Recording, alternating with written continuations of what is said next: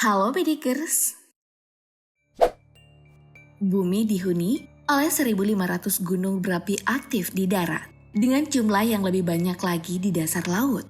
452 gunung berapi aktif, di antaranya berada di jalur Ring of Fire atau cincin api. Area yang terus bergerak sepanjang Samudra Pasifik ini tak hanya menjadi ladang subur untuk gunung berapi, tapi juga penyebab 90% gempa bumi terjadi. Lantas bagaimana jika seluruh gunung api tersebut erupsi secara bersamaan? Mari kita bongkar.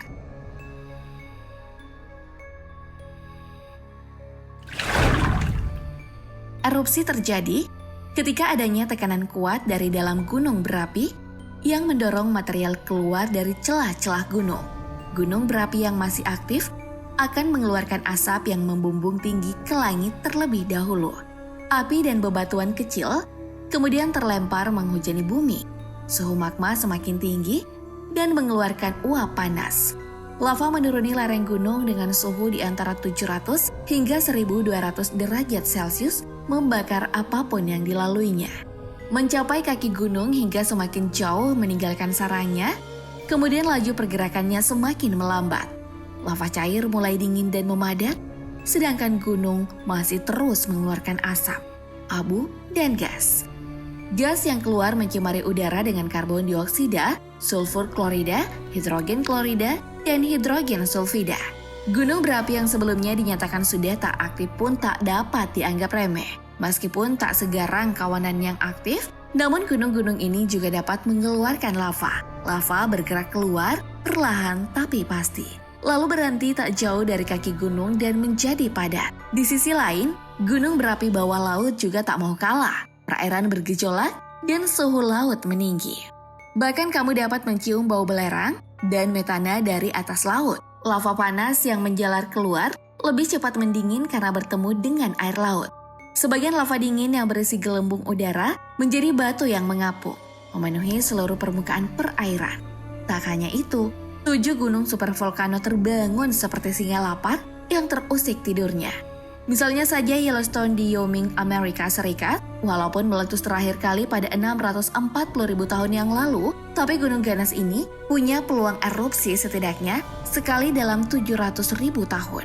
Jadi, bukan hal mustahil kalau Yellowstone juga bergabung dalam gerakan erupsi serentak. Sebelum erupsi, gunung ini menyumbang gempa bumi berkekuatan 8 magnitudo, gumpalan magma yang mampu menimbun Grand Canyon 11 kali lipat. Ribuan ton abu dimuntahkan ke atmosfer.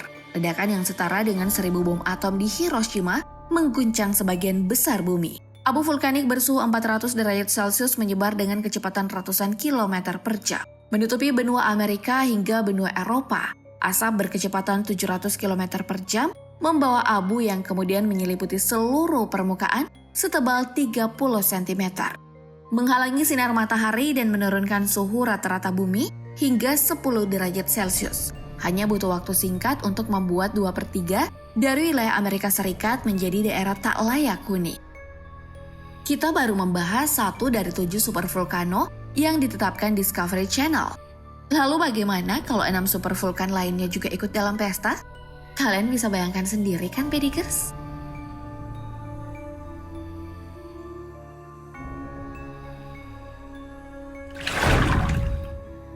Mimpi buruk belum berhenti sampai di situ. Meskipun gempa sudah bereda dan letusan telah berhenti, namun gumpalan asap tetap melayang-layang di angkasa. Abu berjatuhan seperti salju yang berwarna gelap tentunya, menggumpal, membebani setiap benda yang diselimutinya.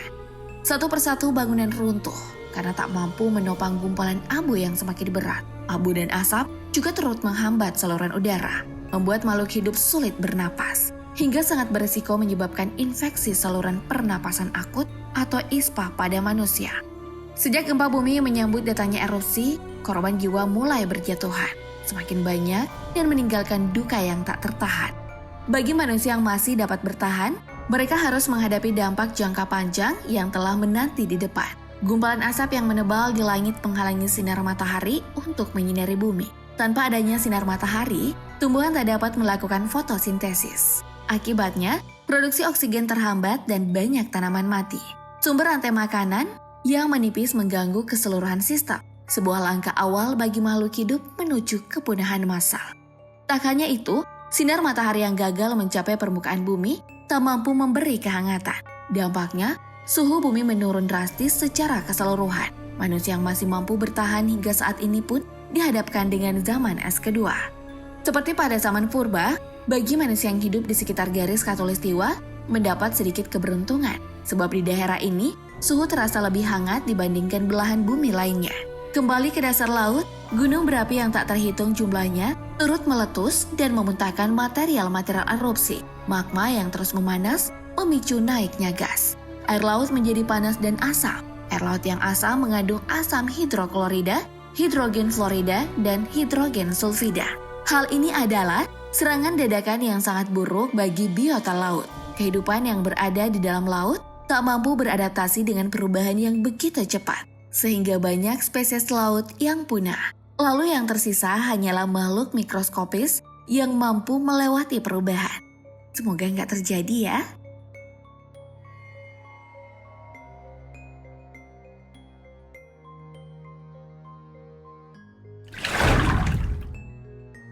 Sembilan 95% dari seluruh kehidupan di muka bumi diyakini sudah musnah. Makhluk hidup berakal seperti manusia pun dipastikan sudah lama mati. Di saat yang sama, karbon dioksida yang sudah lama menyelimuti seluruh permukaan bumi memunculkan efek rumah kaca, berimbas pada peningkatan suhu bumi dan menjadi akhir dari zaman es yang berkepanjangan. Selama beberapa waktu, suhu bumi menjadi layak huni, namun masih butuh waktu yang sangat lama untuk memulai sebuah rantai kehidupan yang baru. Efek rumah kaca semakin tidak terkendali. Suhu bumi naik drastis sehingga akan terasa sangat panas. Lalu setelah waktu yang lama, karbon dioksida perlahan berkurang. Walau begitu, butuh ratusan tahun bagi bumi untuk normal dan siap memulai siklus kehidupan. Perlahan, kehidupan lahir, tumbuhan, hewan, hingga manusia. Bisa saja spesies-spesies baru muncul dan tak terhitung jumlahnya. Peradaban mulai terbentuk dan berkembang seiring berjalannya waktu.